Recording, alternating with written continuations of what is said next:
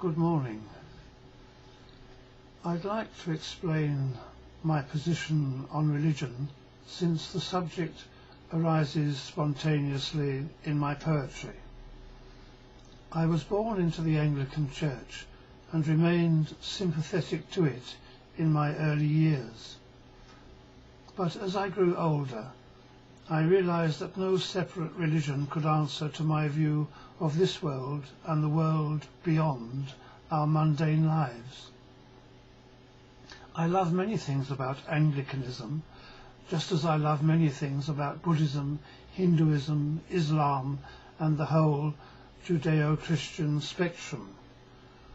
There's no religion that does not throw light on the universal questions. But I make a difference between religion and spirituality. The religions are many, but spirituality is one, even though it bear the tinge of Christianity, Judaism, Buddhism, Islam. I think it's very much apparent that the truly spiritual of whatever religion, or in fact of none, because you don't have to belong to a specific religion to be spiritual, all speak in a similar manner, and all understand one another.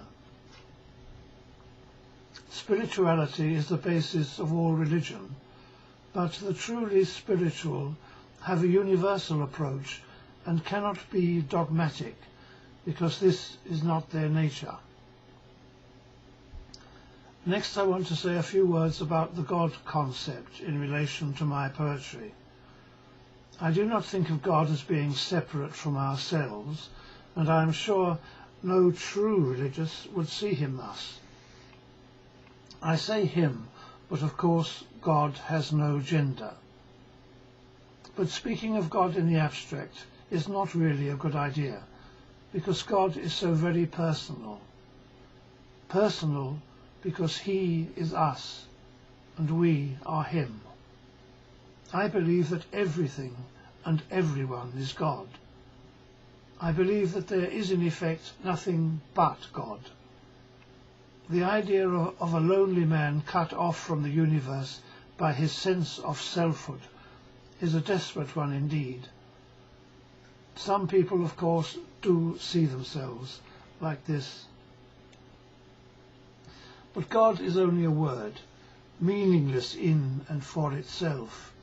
Words are just words and not things, representations and not the thing itself. And if God is everything, and everything is God, the use of the word becomes superfluous. And yet we are thinking beings and seem to need to communicate with each other, so we have to use words, however approximate they may be. So I must explain my concept of God, and that is very, very difficult. I would explain it by not using religious terms or references at all, much as I love them. The German philosopher Schopenhauer spent his whole life trying to explain what he meant by the will, which corresponds to what most other people think of as God. He recognized, as have many others, that perhaps the nearest philosophical approach to this idea was made by the Indian schools of philosophy in conceptual terms, although of course these philosophical conundrums are the basis of all religious movements. Schopenhauer too recognized, as did the various religions, that the world, by which we mean absolutely everything, is a unity. Of course, we as created separate organisms, I mean created by our parents, see mostly the apparent diversity that surrounds us on every side.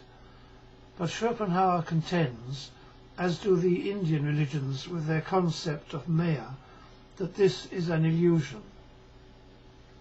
Our own William Blake knew and sang all about this too, although the Indian influence probably reached him through the teachings of Swedenborg.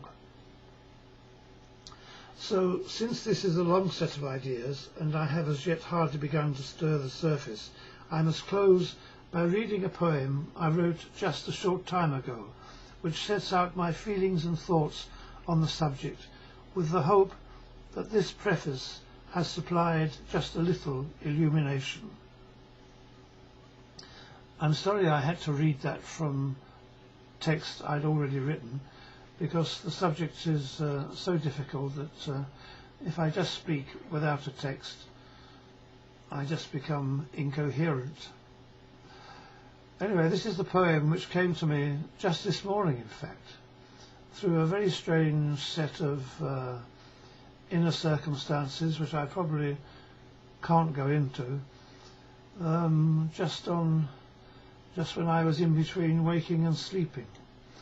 It sets out some of the ideas I've just tried to give to you in prose. Now, this is my poem. It's called Credo. Credo, of course, is Latin for I believe. Credo.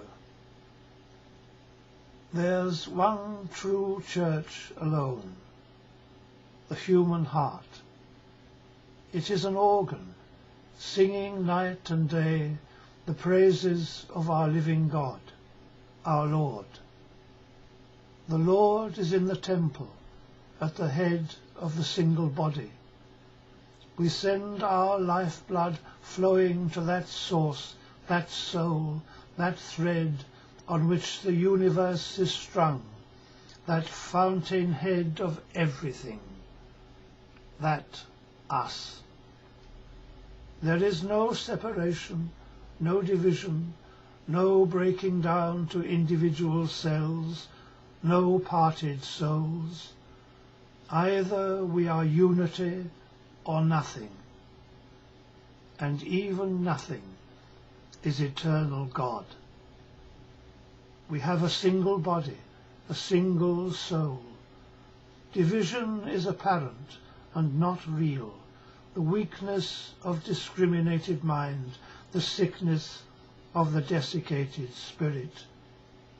In health, there's only universal man. He is us, we're him, the living Lord. And even sickness is a sign of God. There's my poem. I'll put the text of it on YouTube so you can read it for yourself. Good morning.